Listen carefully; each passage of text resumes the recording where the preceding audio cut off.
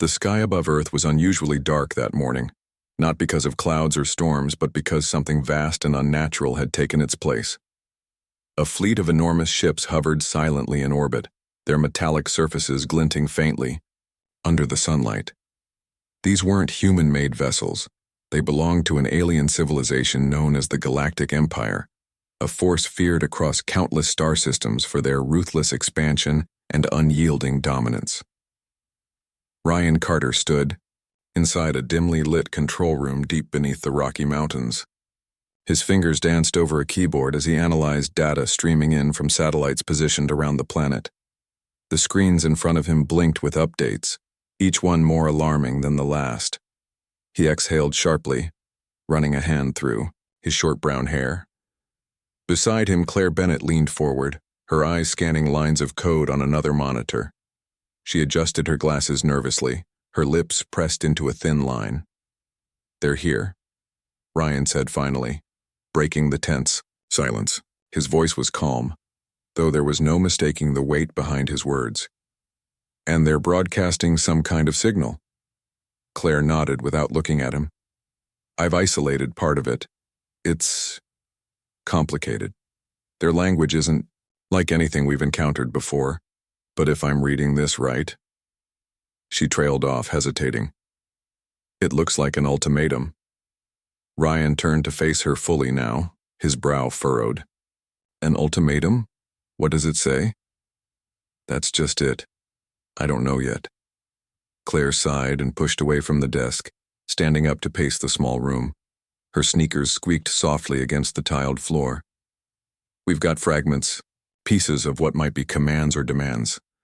Something about surrendering resources, or maybe even surrendering ourselves." "Surrender?"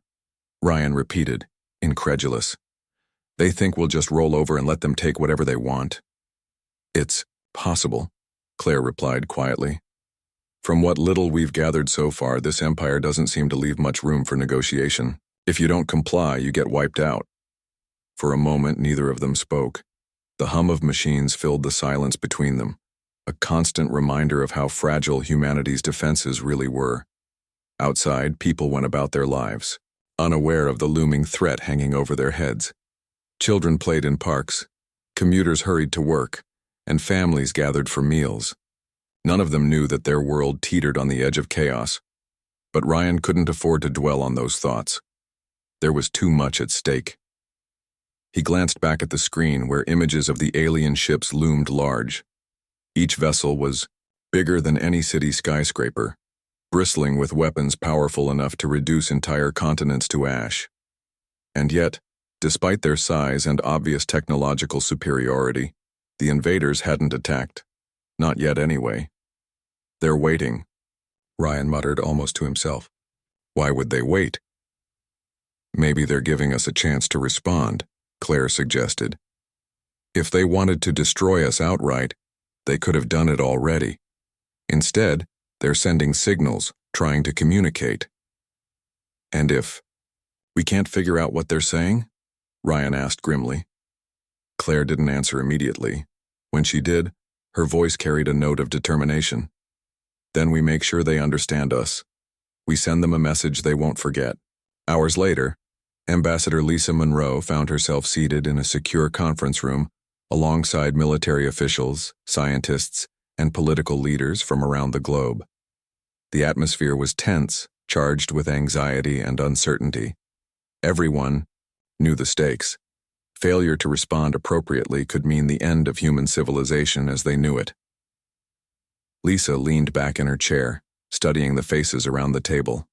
Some looked frightened, others resolute, but all shared the same burden, the responsibility of deciding Earth's fate. On the wall behind her, a large screen displayed live footage of the alien fleet. The sight of those massive ships sent shivers down her spine every time she looked at them. "We need to act quickly," General William Hayes declared, his gruff voice cutting through the murmurs of conversation. A decorated veteran with decades of experience, Hayes commanded respect wherever he went. Today was no exception. "Every second we waste is another second they use to plan their next move." "I agree," Lisa chimed in, leaning forward slightly. But we also need to be smart about this. If we come across as weak or disorganized, they'll see it as an invitation to attack. We have to show them that we're united and that we won't go down without a fight. "What do you propose?" asked Dr. Emily Torres, a physicist who had been brought in to consult on potential countermeasures. Her arms were crossed tightly, over her chest, betraying her unease. Lisa took a deep breath before speaking. "We give them one warning, one clear, concise message that leaves no room for misinterpretation. Something along the lines of, 'You have underestimated us once. Do not do so again.'" The room fell silent as everyone processed her words. It was bold, perhaps even reckless, but it carried a certain undeniable strength. After a beat, Ryan spoke up. "That's assuming they'll even understand us," he pointed out cautiously. "Their technology is light years ahead of ours. For all we know, they could interpret our message as an act of aggression." "That's why we leave it vague," Lisa countered. "No specifics, no threats, just a statement of fact. Let them wonder what we're capable of." Hayes nodded slowly, considering the idea. "It's risky, but it might buy us some time. Time we desperately need." Back in Colorado, Ryan and Claire worked tirelessly to encode Lisa's message into a format suitable for transmission. It wasn't easy. The aliens' communication methods operated on principles completely foreign to human understanding. Every attempt felt like throwing darts blindfolded, hoping to hit the target by sheer luck. "This is insane," Claire muttered after yet another failed simulation. She slumped back in her chair, rubbing her temples. "We're trying to talk to beings who probably think of us as ants." Ryan didn't reply right away. Instead, he stared at the screen, watching the alien symbols flicker and shift. Then suddenly an idea struck him. What if we don't try to mimic their language exactly? What if we use visuals instead? "Visuals," Claire echoed, raising an eyebrow. "Think about it," Ryan continued excitedly. "Pictures are universal.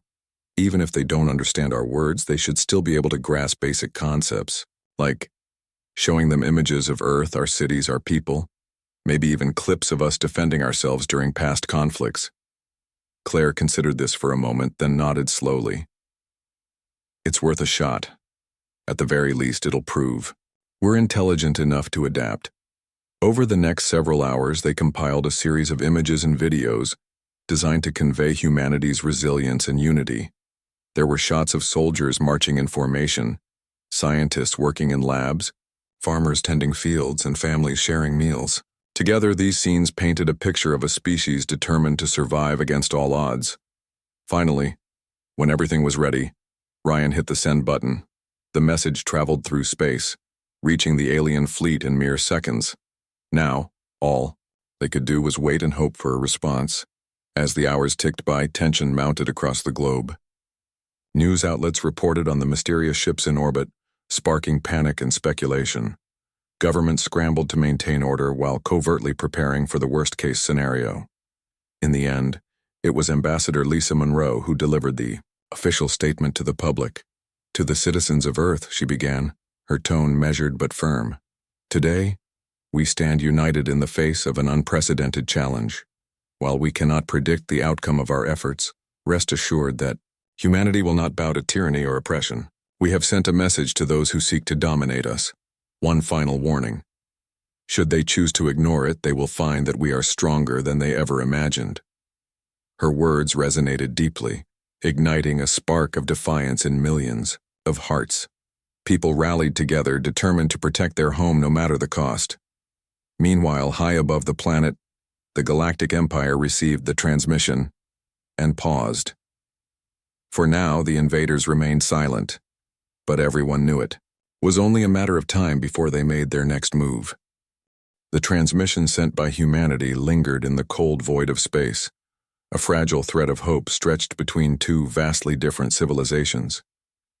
Inside the alien fleet, the message was received and analyzed with meticulous precision. The Galactic Empire's technology far surpassed anything humans had ever created, yet even their advanced systems struggled to fully interpret the visual language sent from Earth.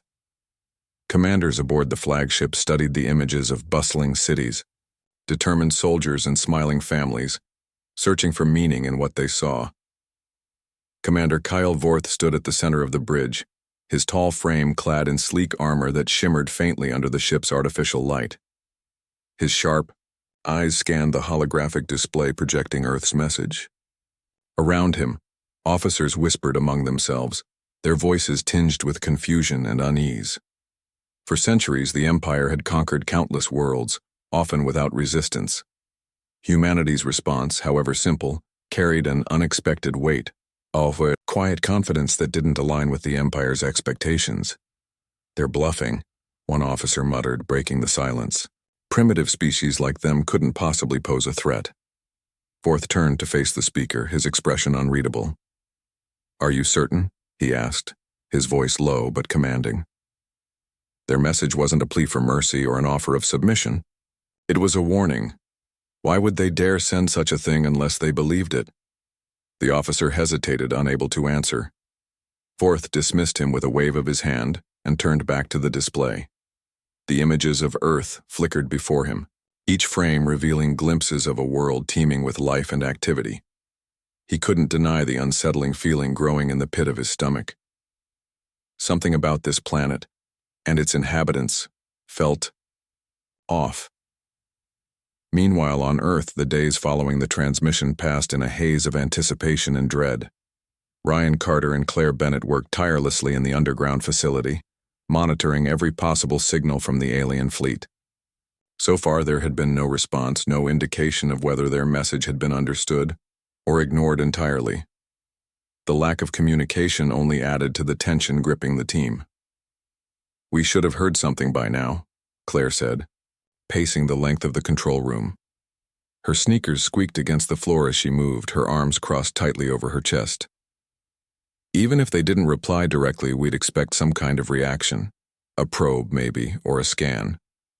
Maybe they're deciding how to respond," Ryan suggested, though he sounded less convinced than he wanted to be. He leaned back in his chair, staring at the screens filled with static and fragmented data.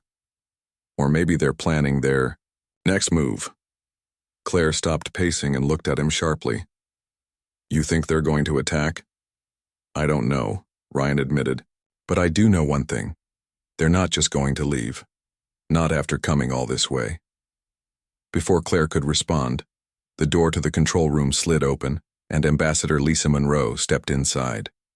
She carried herself with an air of calm authority, though her tired eyes betrayed the strain of recent events. In her hand, she held a tablet displaying updates from global leaders. "Any news?" she asked, glancing between Ryan and Claire. "Nothing new," Ryan replied, shaking his head. Still no response from them. Lisa nodded grimly. "We're running out of time. Governments are starting to panic. If we don't hear back soon, some of them might take matters into their own hands." "What does that mean?" Claire asked, frowning. "It means someone might try to launch a preemptive strike," Lisa explained. "They think hitting first will give us an advantage." Ryan frowned deeply. "That's insane. Attacking without knowing what we're up against? We'd be throwing away any chance of negotiation." "And what if there's nothing left to negotiate?" Lisa countered. "Every hour we wait gives them more time to prepare. If they decide to attack, we need to be ready." Claire opened her mouth to argue but stopped herself. Instead, she turned back to her workstation, typing furiously. Ryan watched her for a moment before speaking again. "We need answers," he said firmly. "Not guesses or assumptions. Until we understand what they want and what they're capable of, we can't afford to make reckless decisions." Lisa sighed heavily, rubbing her temples. "I'll do what I can to keep things calm on my end, but you two need to keep digging. Find something, anything, that can help us figure out their next move." Later that night, Ryan found himself alone in the control room, staring at the monitors as if willing them to reveal some hidden truth. The hum of machinery filled the silence, broken only by the occasional beep of incoming data. He sipped from a cup of lukewarm coffee, trying to stay focused despite the exhaustion creeping up on him. Then suddenly, the screens lit up with activity. A new signal had been detected, one originating from the alien fleet. Ryan straightened in his chair, his heart pounding as he scrambled to analyze the transmission. It wasn't a direct response to Earth's message, but rather a series of commands being relayed within the fleet itself. "They're mobilizing," Ryan murmured to himself, his fingers flying across the keyboard. "Some kind of operation is underway." He quickly patched through to Claire, who arrived moments later still wearing her coat. "What's happening?" she asked breathlessly. "They're sending something down," Ryan replied, pointing to the screen. "It's small, probably a scouting party. Looks like they're testing us." Claire's eyes widened. "Where are they heading?" Ryan zoomed in on the trajectory displayed on the monitor. New York City. News of the impending arrival spread like wildfire, reaching General William Hayes almost instantly. He wasted no time assembling a response team, coordinating with local authorities, to evacuate civilians from the targeted area. By dawn, the streets of Manhattan were eerily empty, save for squads of soldiers positioned strategically throughout the city. Snipers perched atop skyscrapers, their rifles trained on the skies above. Tanks rolled into position, engines rumbling, softly in the quiet morning air. As the sun rose higher, a shadow fell over the city. 3 alien ships descended slowly, their sleek forms cutting through the atmosphere with unnatural grace. They hovered silently above the skyline, casting long shadows over the deserted streets below.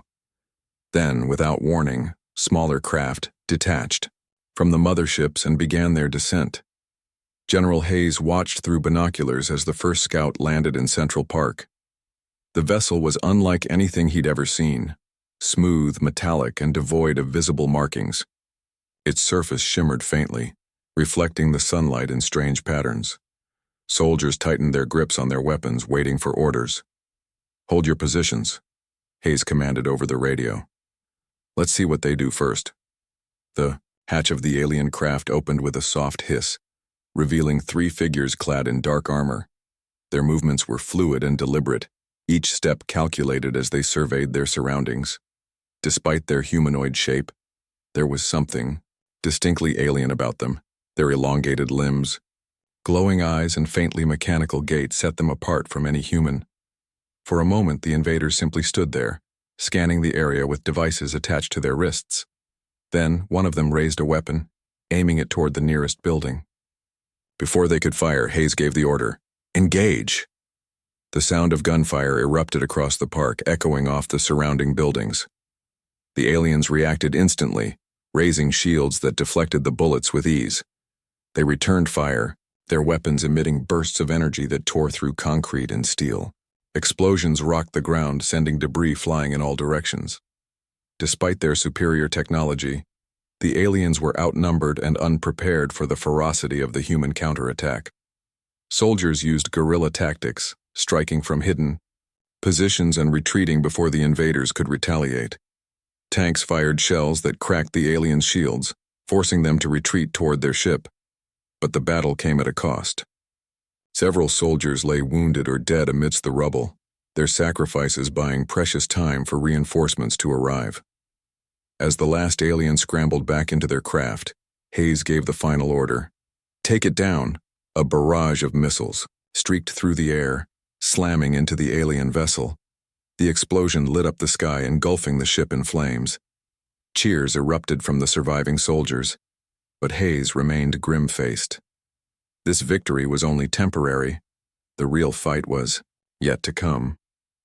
Back at the underground facility, Ryan and Claire watched footage of the skirmish in stunned silence.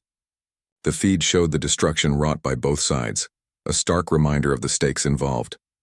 When the video ended, Claire turned to Ryan, her expression grave. "They underestimated us," she said quietly.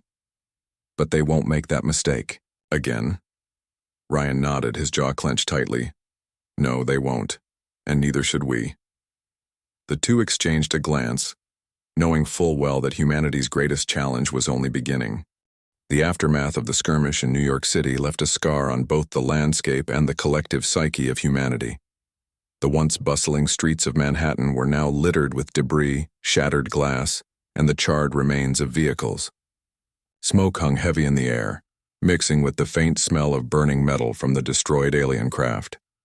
Soldiers moved cautiously through the wreckage, searching for survivors and securing the area. General William Hayes stood near the edge of Central Park, his hands clasped behind his back as he surveyed the scene. His face was grim, his eyes scanning the horizon as if expecting another attack at any moment.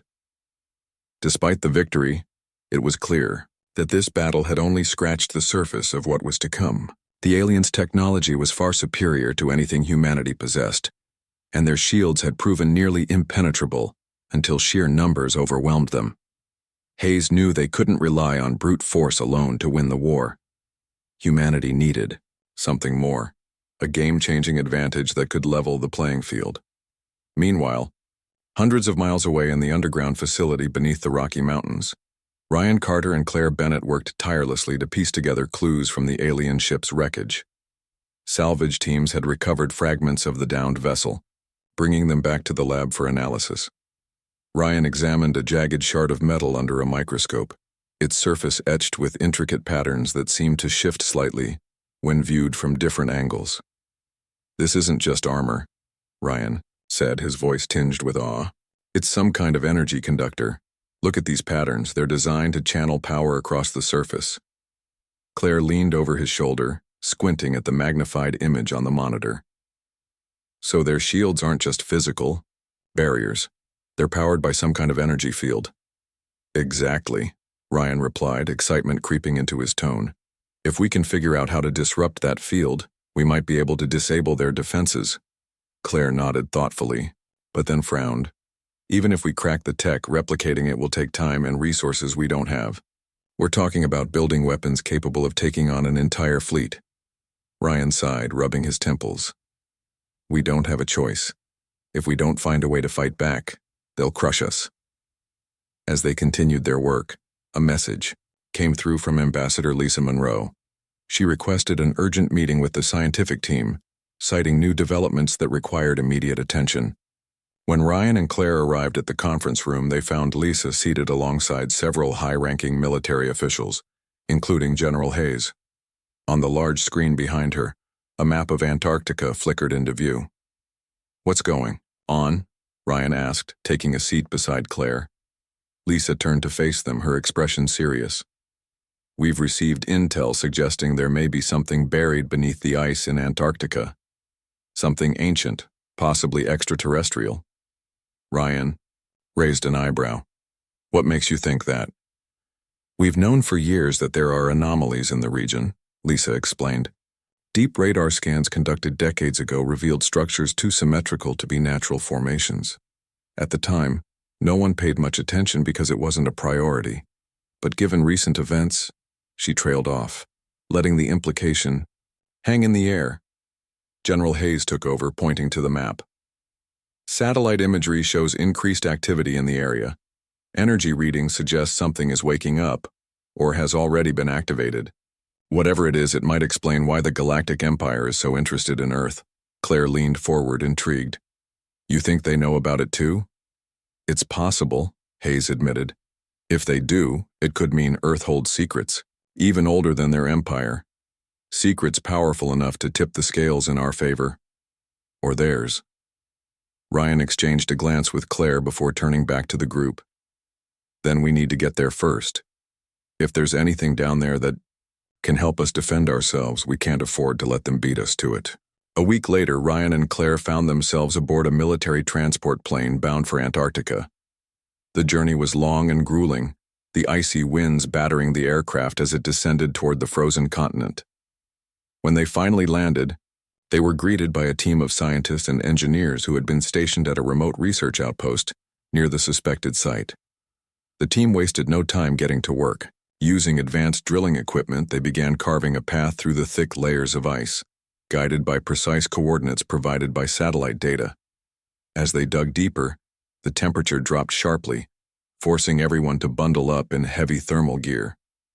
Despite the biting cold, the mood among the researchers was electric with anticipation. After hours of relentless effort, the drill broke through into a hollow chamber below. The team lowered cameras and sensors into the opening, capturing images of what lay beneath. What they saw left them speechless. The chamber was massive, its walls lined with smooth, metallic panels that glowed faintly with an otherworldly light. Strange symbols covered every surface, pulsating rhythmically as though alive. In the center of the room stood a towering structure, a machine unlike anything anyone had ever seen. Its design was sleek and alien, yet strangely familiar, as if it had been waiting for humanity to rediscover it. This changes everything," Claire whispered, staring at the footage on her tablet. Her breath fogged the screen as she spoke. Ryan nodded, his mind racing.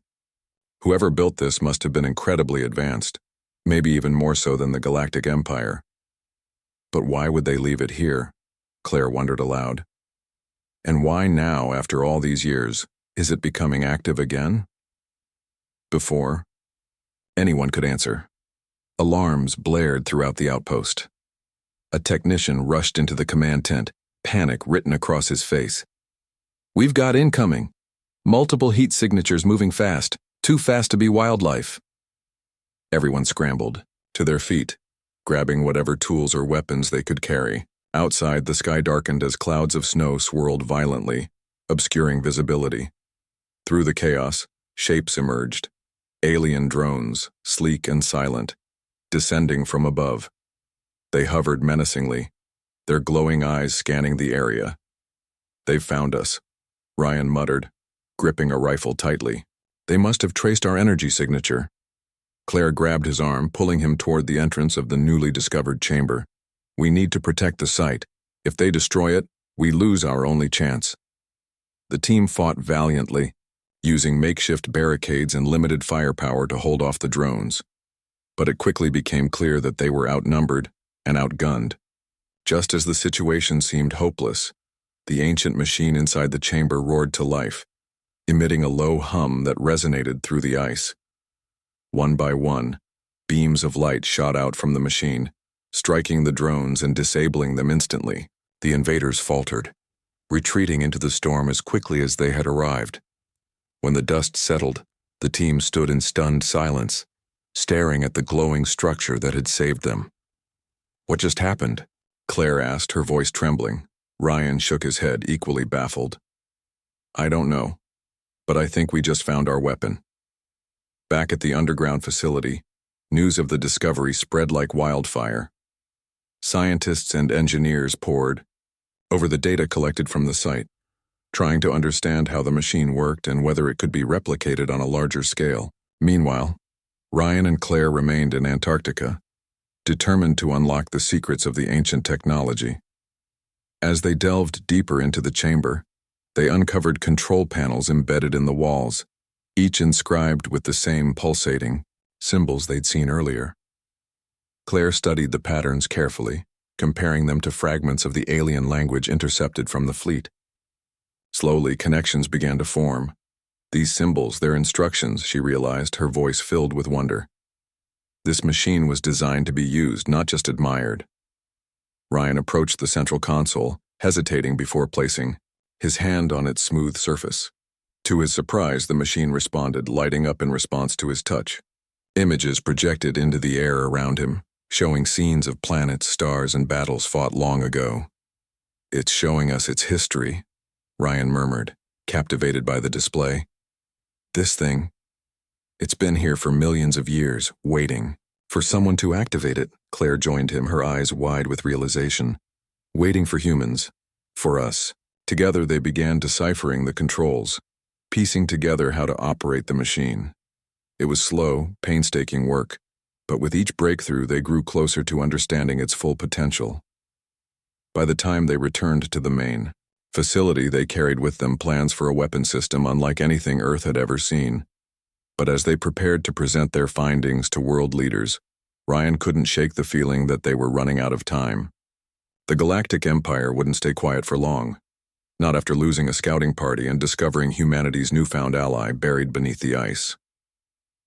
"We've bought ourselves a chance," Ryan told Claire as they reviewed their notes one final time. "But it's up to us to make sure we don't waste it."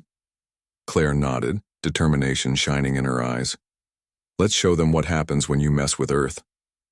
The underground facility buzzed with activity as Ryan Carter and Claire Bennett prepared to present their findings to the world's leaders. The discovery in Antarctica had shifted the balance of power, giving humanity a fighting chance against the Galactic Empire. But time was not on their side. Every hour spent analyzing the ancient machine brought them closer to understanding its capabilities, and closer to the Empire's inevitable retaliation.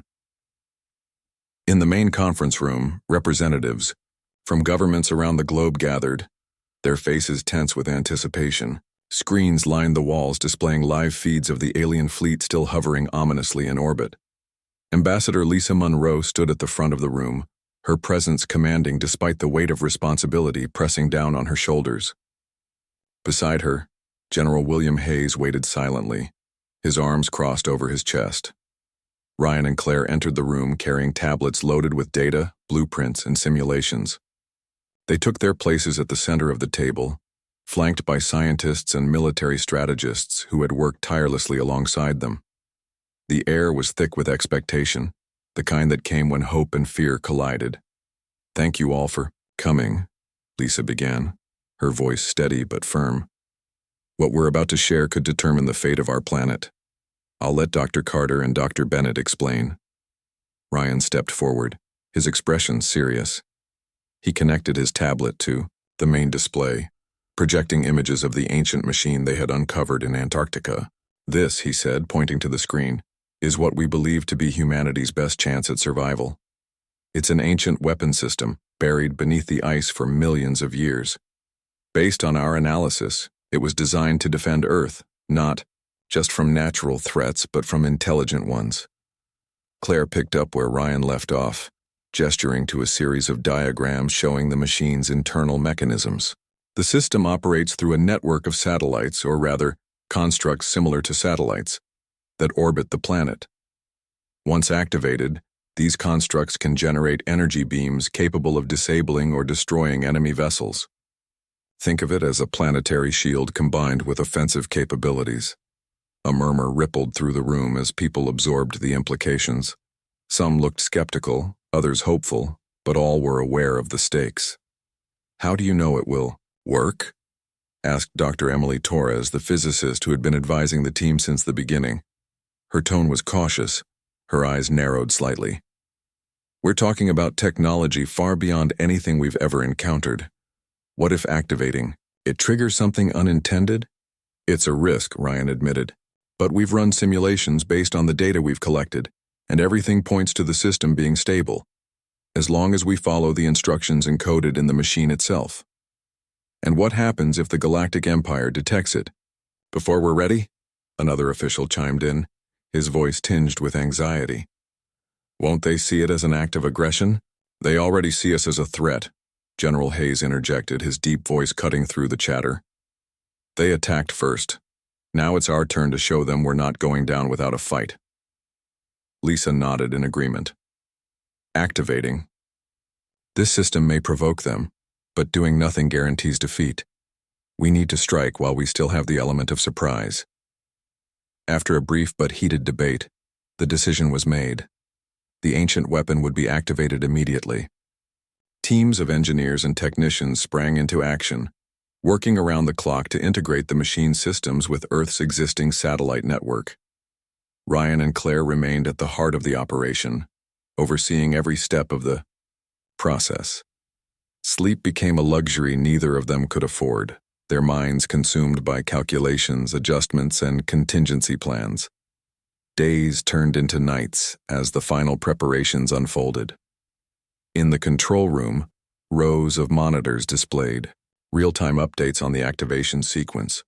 Ryan sat at the central console, his fingers flying across the keyboard as he input commands translated from the machine's alien language. Claire stood nearby, double-checking each line of code to ensure accuracy. Around them, engineers monitored energy levels, thermal readings, and orbital trajectories, shouting updates over the hum of machinery. Finally, after hours of painstaking effort, the moment arrived. The countdown timer ticked down to 0 and Ryan pressed the final button.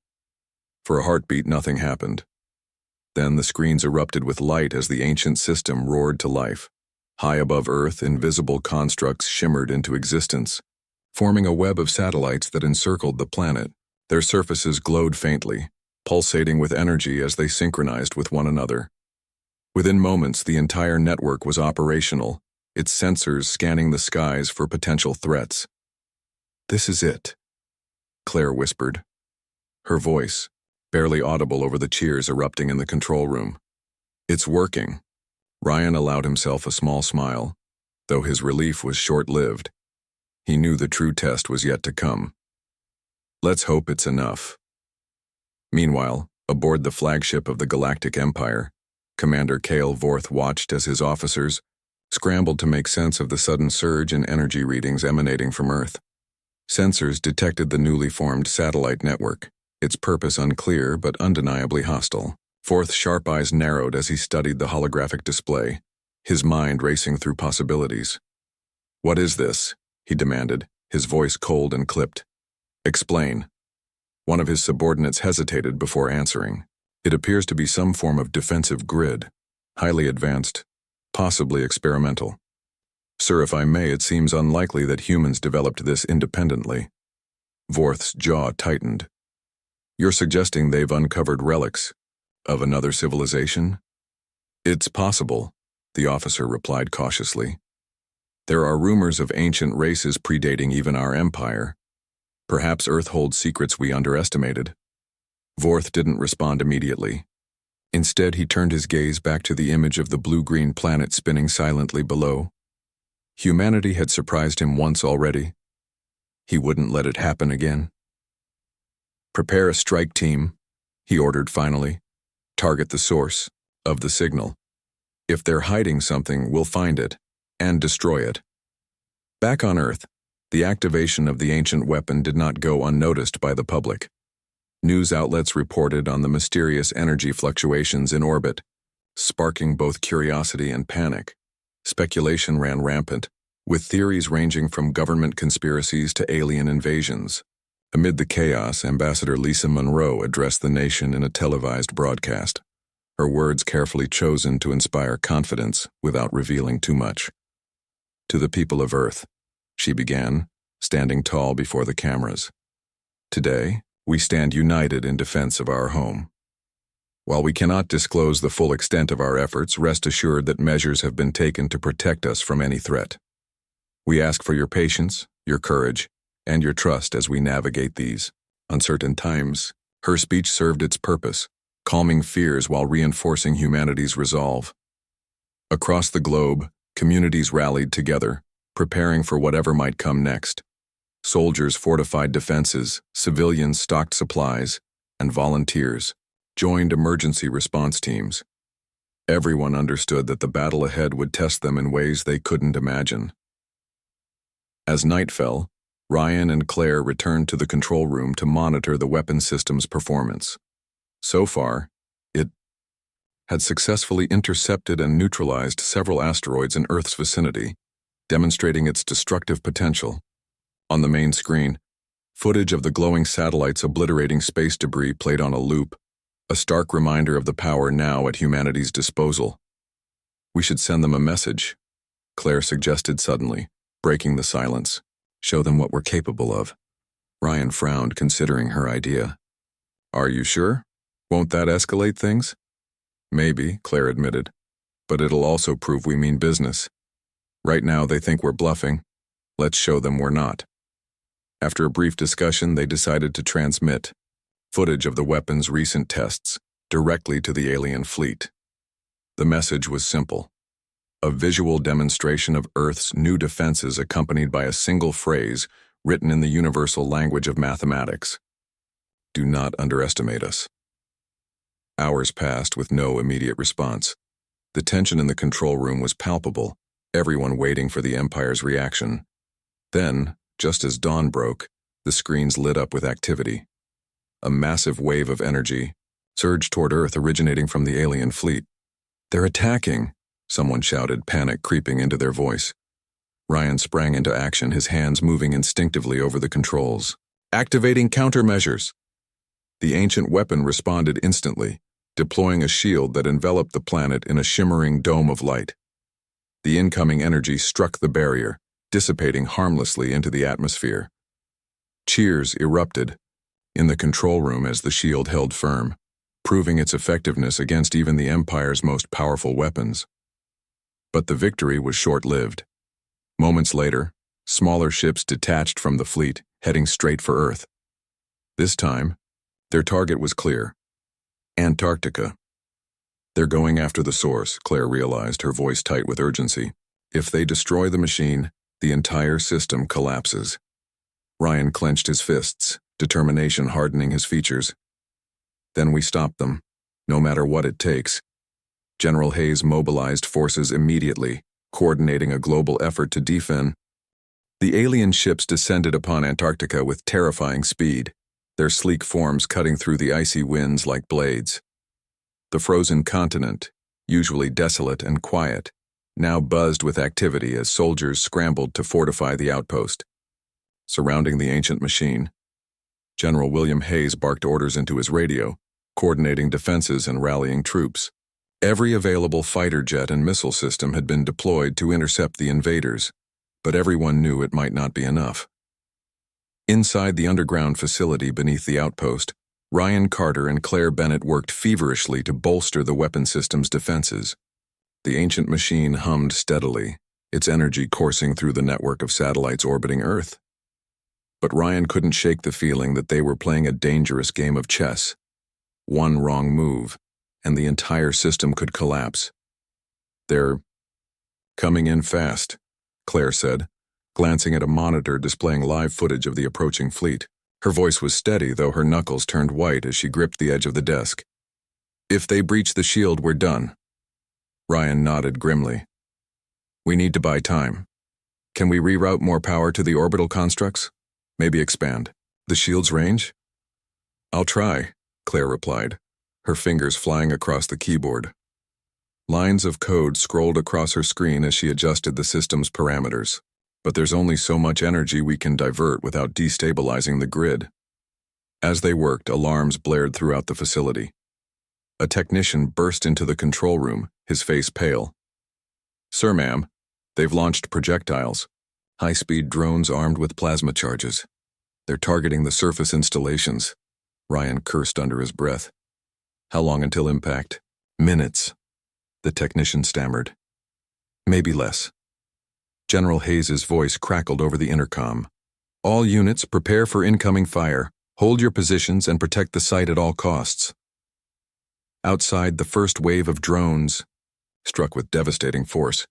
Explosions rocked the outpost, sending shockwaves rippling through the ice. Soldiers returned fire with everything they had, but the alien drones moved too quickly, dodging bullets and missiles with eerie precision. One by one, the defensive lines began to crumble. Inside the facility, the tremors from the explosions rattled equipment and threw sparks from overloaded circuits. Claire stumbled as the ground shook violently, catching herself on a nearby console. Ryan grabbed her arm to steady her, his expression grim. "We can't let them get inside," he said firmly. "If they reach the machine, it's over." Claire nodded, determination flashing in her eyes. "Then we hold this position, no matter what." Above the chaos, the orbital constructs continued their vigilant watch, intercepting stray projectiles and neutralizing threats before they could reach the atmosphere.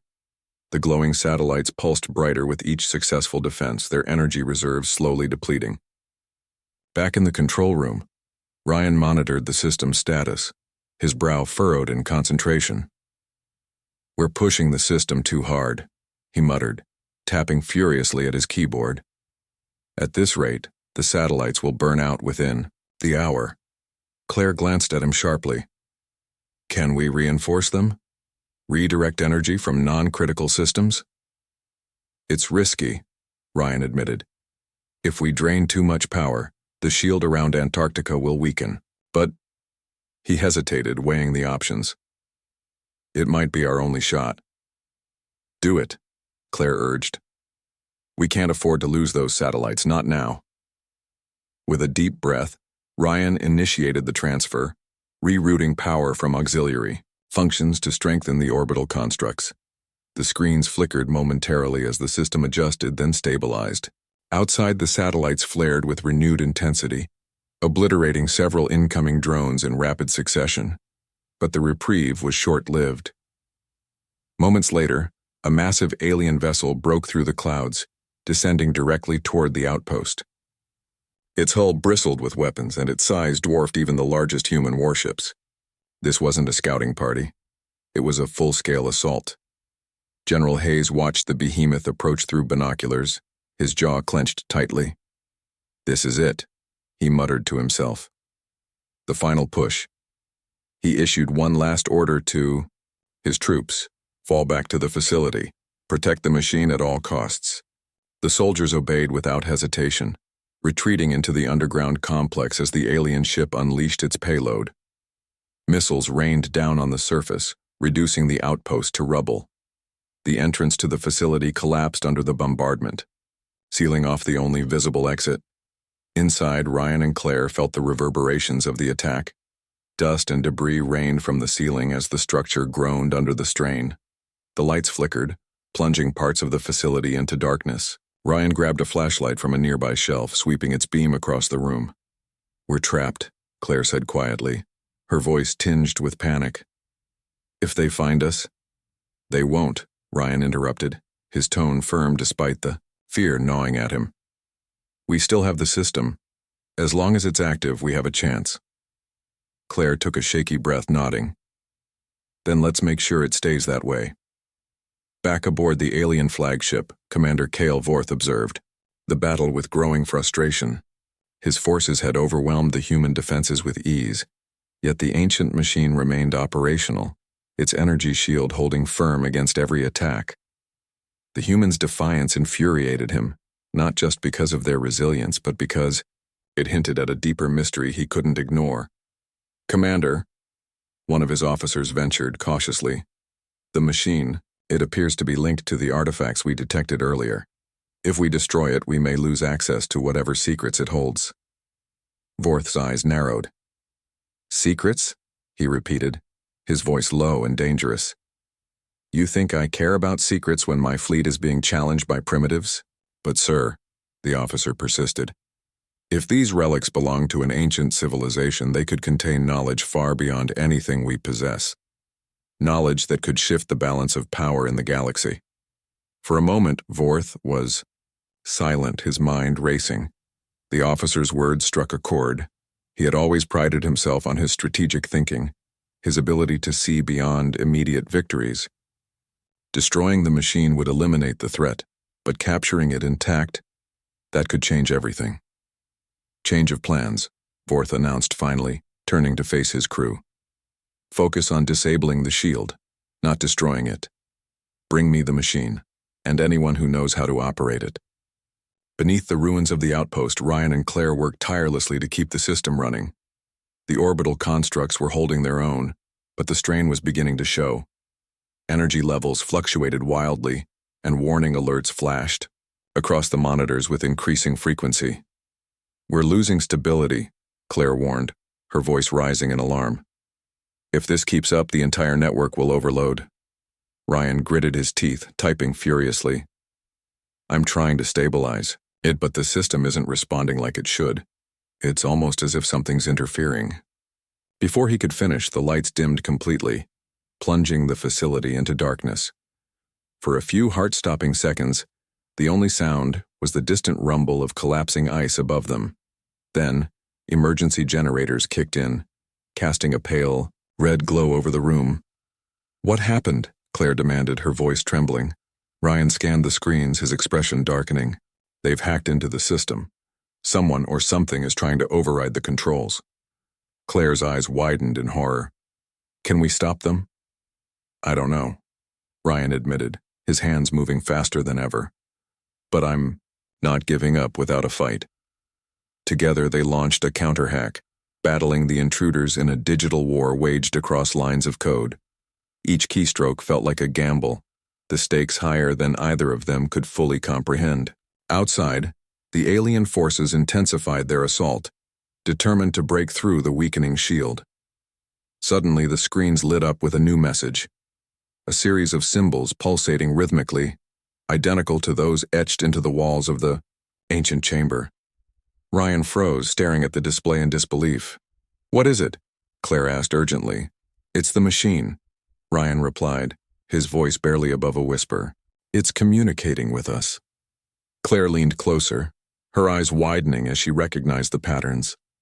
The same language from the instructions. It's showing us something.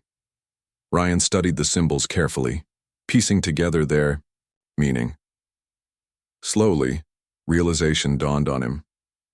It's a failsafe, he said, excitement mingling with awe. A self-repair protocol. If we activate it, the system can reset itself, but it'll require manual input from inside the chamber. Claire stared at him, her expression torn between hope and dread. That means someone has to go down there. Ryan nodded, already heading for the door. And that someone is me. No, Claire protested, grabbing his arm. You can't. Go alone. We don't even know if it's safe. There's no time to argue, Ryan said firmly, pulling free. If I don't do this, the whole system collapses. And if that happens, we're finished. Before Claire could respond, Ryan disappeared into the corridor, leaving her standing alone in the dimly lit control room. She clenched her fists, torn between anger and fear. Then, with a deep breath, she turned back to the monitors, vowing to keep the system stable until Ryan returned. Or didn't. The journey to the ancient chamber was fraught with danger. The facility was in shambles. Corridors blocked by fallen, debris and air thick with dust. Ryan pressed on, guided by the faint glow of his flashlight and